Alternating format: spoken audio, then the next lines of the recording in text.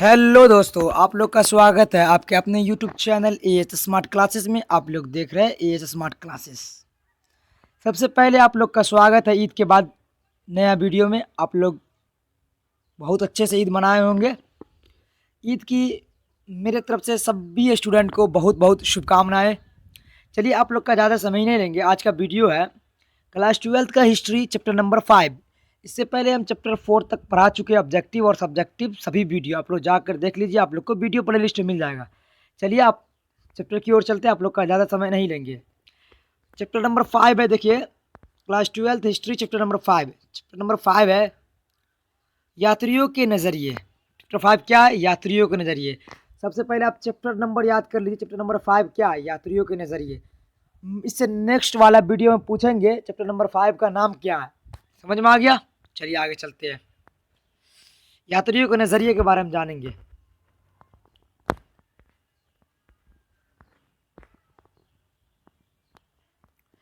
पहले पार्ट में हमने विभिन्न धर्म ग्रंथ के अनुसार भारतीय इतिहास का अध्ययन किए है या किया है। देखिए, इसलिए मतलब ये कहने का मतलब इससे पहले वाले हम चैप्टर में या इससे पहले वाले क्लास में हम लोगों ने बहुत सारे धर्म ग्रंथ के बारे में जाने हैं। समझ में आ गया? इस पाठ में हम भारत में आए यात्रियों के नजरिए से भारत के इतिहास को समझेंगे। मतलब देखिए, इस पाठ में हम पढ़ेंगे भारत में जो भी यात्री विदेशी यात्री आए उसके मतलब उसके हिसाब से भारत में क्या अच्छा है खराब उसके नज़रिए से हम जानेंगे। मतलब विदेशी यात्री के नज़रिए से। क्लियर? चलिए, इस पाठ में हम मुख्य रूप से 3 यात्रियों का वर्णन किया गया है। देखिए, अब चैप्टर नंबर 5 है यात्रियों के नज़रिए। इस पार्ट में 3 यात्रियों के बारे में वर्णन किया गया। अब कौन कौन उसका नाम जानेंगे। बहुत भी आए हैं विदेशी यात्री, कौन कौन है देखिए। पहला हो गया अल ब्रूनी, अल बिरूनी, समझ में आ गया। Ibn Battuta. अब देखिए तीसरा फ्रांसवा बर्नियर, या कहूँ दे देगा बर्नियर या फ्रांसवा, दोनों देगा, समझे। अल Bruny, Ibn Battuta, Francois Bernier. Clear? इस पार्ट में इस तीनों के बारे में हम पढ़ेंगे, इस तीनों का वर्णन है। समझ में आ गया? चलिए अब हम चलते आगे। वीडियो में आप लोग का ज़्यादा समय नहीं लेंगे, चलते आगे। देखिए, प्राचीन दौर में यात्राएं करने की समस्या। अब देखिए, उस समय में प्राचीन दौर मतलब यात्रा करने की क्या क्या समस्या थे उसके बारे में जानेंगे। उस समय में बहुत सारी समस्या हुआ करते थे। अब क्या क्या हुआ करते थे अब देखते हैं। देखिए, पहला हो गया लंबा रास्ता। अब प्राचीन समय में यात्रा करने के बाद किसी को पता भी नहीं था कहाँ जाना नहीं जाना, तो लंबा रास्ता था। समझ में आ गया? दूसरा, सुविधाओं का अभाव। सुविधा मतलब किसी के पास गाड़ी नहीं था, घोड़ा नहीं था, पैदल चल रहे कहूँ भी, कोई भी सुविधा नहीं था। समझ में आ गया? सुविधा का अभाव मतलब कमी, कोई चीज़ का मतलब नहीं था आपके पास। अभी के समय में सबके पास बाइक है, 4 व्हीलर है, सब कुछ रहता। उस समय में कुछ भी नहीं था। समझ में आ गया? तीसरा, समुद्री लुटेरों का भय। मतलब लुटेरों का मतलब चोर चवार सब जो समुद्र में मतलब नाव से था सबको लूट लेता था, उसी का डर था। समुद्री लुटेरे का मतलब समुद्र में था, नाव से लूटने के लिए आते थे। प्राकृतिक प्राकृतिक आपदाएं। मतलब प्राकृतिक आपदाएं का मतलब कुदरती। अब क्या होता प्राकृतिक आपदा? जो भी मतलब कुदरत की ओर से होता, भूकंप, बाढ़ आना, आंधी आना, तूफान आना, भूकंप आना, ये सब कुदरती आपदा या प्राकृतिक मतलब कुदरत की ओर से आता है। इसी को हम प्राकृतिक आपदा कहते हैं। अगर एग्जाम में पूछ दे प्राकृतिक आपदा किसे कहते हैं, जो अल्लाह या भगवान की ओर से किया जाता है उसे हम प्राकृतिक आपदा कह सकते हैं। जैसे में भूकंप, आंधी, तूफान, बाढ़, ये सब प्राकृतिक। और अगला पॉइंट हो गया बीमारियां। मतलब उस समय सफ़र करने के समय बीमारी भी होता था, कोई सुविधा भी नहीं था। बीमारी अगर मान ले किसी को हो गया, तबीयत खराब हो गया, कोई सुविधा नहीं था, उससे कारण आदमी मर जाता था। ये सब मतलब समस्या था। रास्ता भटकने का भय। मतलब उस समय में रास्ता भटकने का भय कहने का मतलब किसी के पास नक्शा तो होता नहीं था, पता नहीं था कहाँ जाना, जा रहा, इसलिए कभी कभी रास्ता भी भटक जाता था। ये सब मतलब प्राचीन दौर में यात्रा करने की समस्या था। चलिए आगे चलते हैं।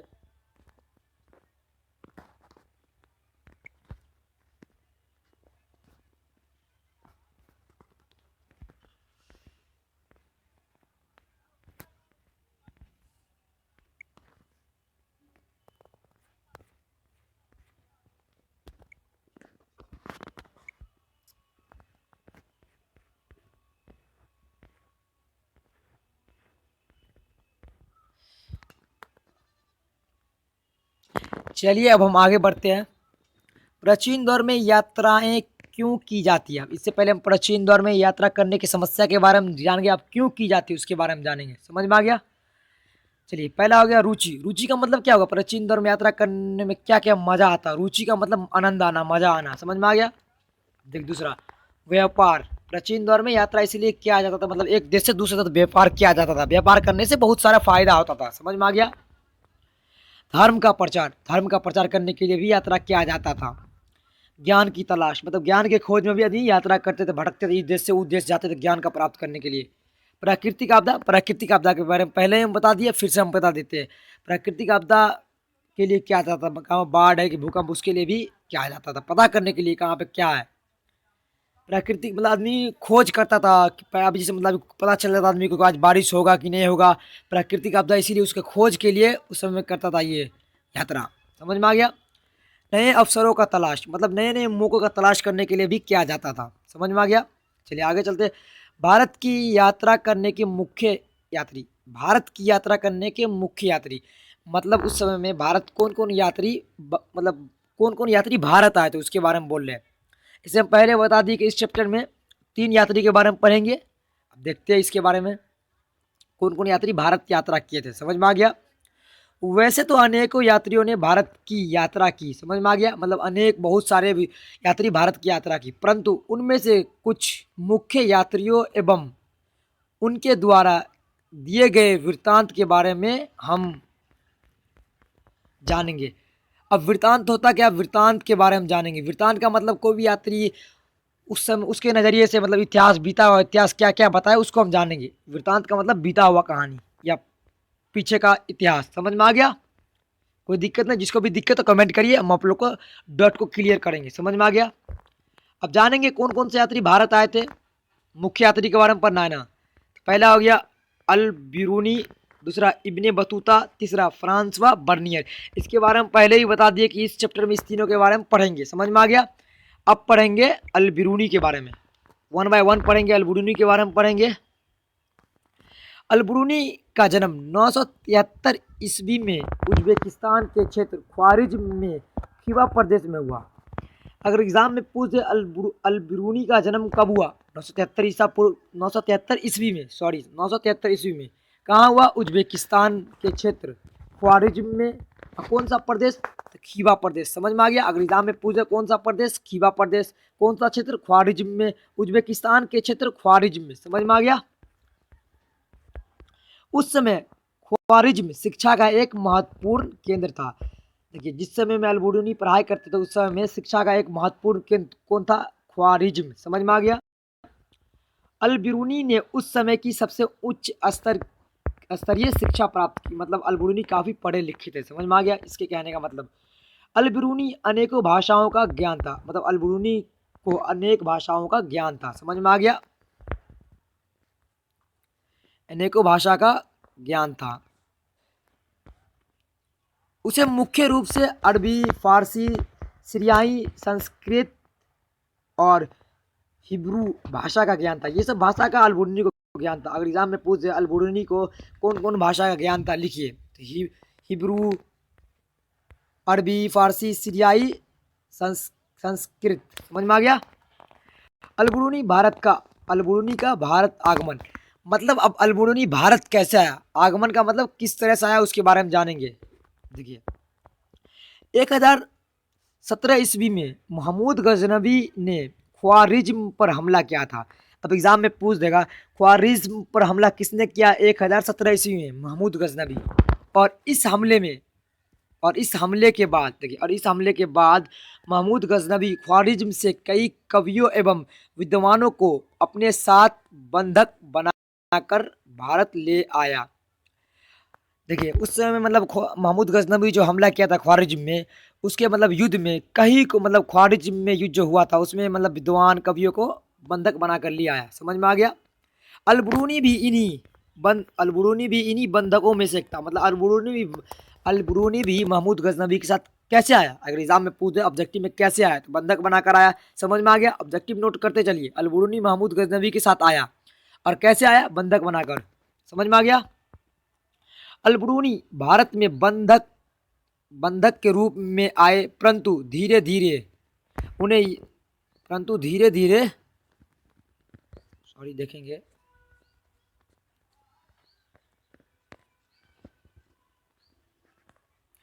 देखिए यही वाला रूम है। अल ब्रूनी भारत में बंधक के रूप में आए, परंतु धीरे धीरे उन्हें यह प्रदेश पसंद आने लगे और उन्होंने अपने जीवन के 70 साल भारत में ही बिताए। मतलब अल ब्रूनी को इतना ये देश पसंद आया कि अपने जीवन काल के 70 साल भारत में बिताए। समझ में आ गया। अपने जीवन काल में अल ब्रूनी ने उस समय भारत में प्रचलित व्यवस्था का अध्ययन किया और अपने सभी अनुभवों को अपनी एक मुख्य किताबुल हिंद तहकीके हिंद में लिखा। देखिए एग्जाम में अगर पूछ दे किताबुल हिंद किसका किताब है, ऑब्जेक्टिव में अगर पूछ दिया किताबुल हिंद किसका किताब है, तो अल ब्रूनी। समझ में आ गया। और तहकीके हिंद किसका है, तो अल ब्रूनी। मतलब तहकीके हिंद और किताबुल हिंद में इन्होंने अपना पूरा एक्सपीरियंस को लिखा कि भारत में उस समय में कैसा व्यवस्था था। समझ में आ गया। अब जानेंगे किताबुल हिंद के बारे में। समझ में आ गया। किताबुल हिंद के लेखक कौन है, अल ब्रूनी। कौन सा भाषा में, अरबी भाषा में। एग्जाम में पूछ देगा किताबुल हिंद किसका किताब है, तो अल ब्रूनी का। अल ब्रूनी ने किताबुल हिंद को कौन से भाषा में लिखा, तो अरबी। समझ में आ गया। चलिए आगे चलते हैं। आप देखिए लेखन शैली, मतलब ये किस प्रकार से लिखा गया उसके बारे में जानेंगे हम। किताबुल हिंद में 80 अध्याय, 80 अध्याय मतलब 80 चैप्टर है। किताबुल हिंद में कितने अध्याय है, 80 अध्याय। सभी अध्याय को सरल एवं स्पष्ट तरीके से लिखा गया है। मतलब आसानी से और साफ साफ लिखा गया। समझ में आ गया। सभी अध्याय की शुरुआत एक प्रश्न के साथ होती है। प्रश्न के साथ होती है। प्रश्न के बाद भारतीय व्यवस्था के आधार पर उसका उत्तर दिया जाता है। मतलब देखिए जितने भी प्रश्न है उसका उत्तर किसके आधार पर दिया जाता था, भारतीय के आधार पर दिया जाता था। समझ में आ गया।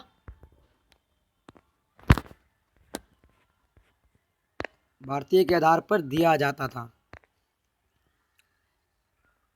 एवं अंत में अन्य संस्कृतियों से भारतीय संस्कृति की तुलना की जाती है। मतलब अंत में, मतलब किताब के अंत में, मतलब अन्य संस्कृति और भारत की संस्कृति को दोनों को तुलना किया जाता था। समझ में आ गया। इस किताब में विशेष सामग्री, इस पुस्तक में भारतीय संस्कृति, भाषा, कला, प्रथा, मूर्तिकला, त्यौहार आदि का वर्णन है। इस मतलब किताब में ये सबका वर्णन है। संस्कृति, कला, मूर्तिकला, कला, प्रथा, त्यौहार सबका मतलब वर्णन है इस किताब में। कौन किताब में, किताबुल हिंद और तहकीके हिंद में। समझ में आ गया।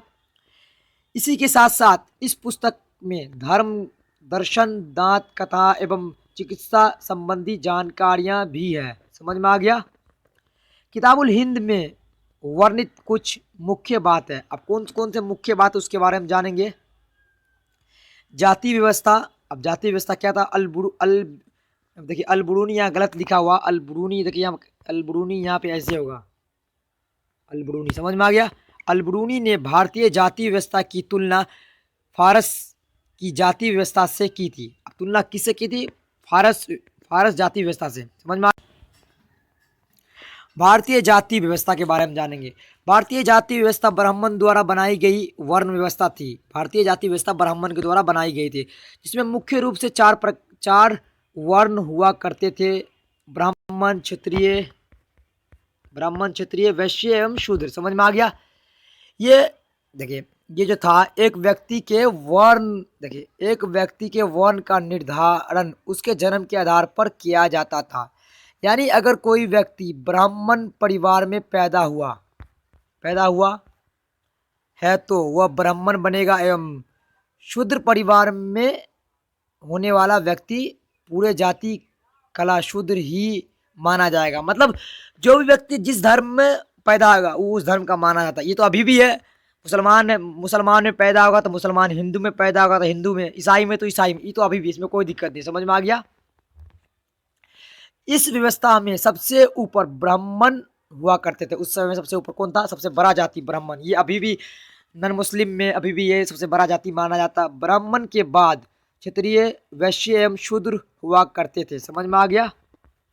यह व्यवस्था जन्म पर आधारित था, यानी कि फारस की अब जन्म मतलब ये व्यवस्था जो था जन्म जन्म के ऊपर था, जो जिस धर्म में जन्मेगा उसी धर्म का रहेगा। समझ में आ गया।